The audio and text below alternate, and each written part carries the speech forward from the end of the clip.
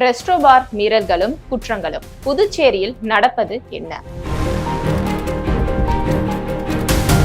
புதுச்சேரியில் பிறந்தநாள் கொண்டாட்டத்துக்காக வந்திருந்த சென்னை கல்லூரி மாணவர்கள் பாரிலிருந்து அதிகாலையில் வெளியேற மறுத்ததால் ஏற்பட்ட தகராறில் 2 மாணவர்களை ரெஸ்டோ பார் ஊழியர் கத்தியால் குத்தியதில் ஒருவர் உயிரிழந்த சம்பவம் பெரும் பரபரப்பை ஏற்படுத்தியுள்ளது. சென்னை தனியார் கல்லூரியில் முதுநிலை பட்டப்படிப்பு பயிலும் மாணவர்கள் 15க்கும் மேற்பட்டோர் சனிக்கிழமை இரவு புதுவை மிஷின் வீதியில் உள்ள ரெஸ்டோ பாருக்கு சென்றனர். அவர்களில் சிலர் மது அருந்தியுள்ளனர். பின்னர் அனைவரும் குழுவாக நள்ளிரவு முதல் ஞாயிற்றுக்கிழமை அதிகாலை வரை நடனமாடினர். அதிகாலையில் அவர்களை பாரில் இருந்து வெளியேறுமாறு கூறியதால் தகராறு ஏற்பட்டது. அப்போது பார் ஊழியர் ஒருவர் 2 மாணவர்களை கத்தியால் குத்தியுள்ளார்.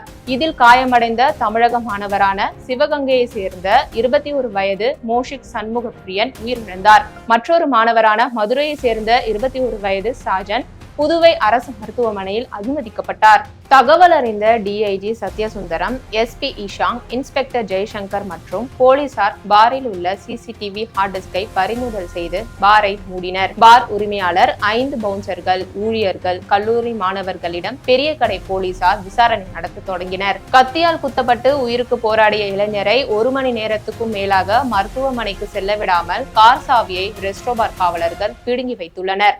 இதனாலேயே அவர் உயிரிழந்துள்ளார். மருத்துவமனைக்கு செல்ல விடாமல் ரெஸ்டோ பாரில் வாங்கும் மாமூலுக்காக விசுவாசத்தை காட்டும் வகையில் போலீசார் நடந்து கொண்டிருக்கிறார்கள். ஒவ்வொரு ரெஸ்டோ பாரிலும் 10க்கும் மேற்பட்ட பவுன்சர்கள் பணிபுரிகிறார்கள்.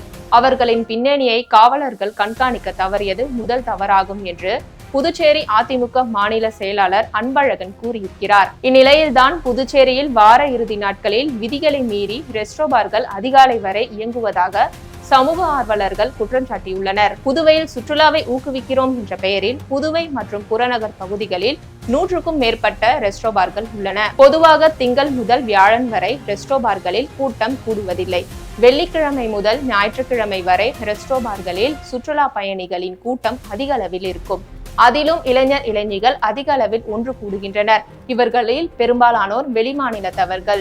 ரெஸ்டோ பார்கள் நள்ளிரவு 12 மணி வரை மட்டுமே இயங்க அனுமதி வழங்கப்பட்டுள்ளது. ஆனால் சனிக்கிழமைகளில் அதிகாலை 4 மணி வரை ரெஸ்டோ பார்களில் கொண்டாட்டம் தொடர்கிறது. பார்களில் உள்ளோர் வெளியேற மறுத்து மீண்டும் அங்குள்ள டிஜேவிடம் குத்துப்பாடல்களை போடும்படி வற்புறுத்தி ஆட்டம் போடுவதே இதற்கு காரணம் என கூறப்படுகிறது.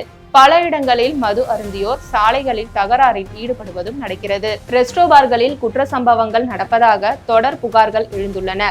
நிர்ணயித்த நேரத்தை தாண்டியும் பார்கள் இயங்குவது, நள்ளிரவில் போதையில் வெளியேறுபவர்கள் பார் வாசலில் உருள்வது, போதையில் கார்களை தாறுமாறாக இயக்குவது என பல சம்பவங்கள் தொடர்கதையாகி வருகிறது. கடந்த சில மாதங்களுக்கு முன்பு முத்தியால்பேட்டையில் உள்ள ஒரு ரெஸ்டோ பாரில் ஏற்பட்ட தகராறில் போதையில் இருந்தவர்கள் காரை ஏற்றி பவுன்சரை கொல்ல முயற்சி செய்த சம்பவம் நடந்தது.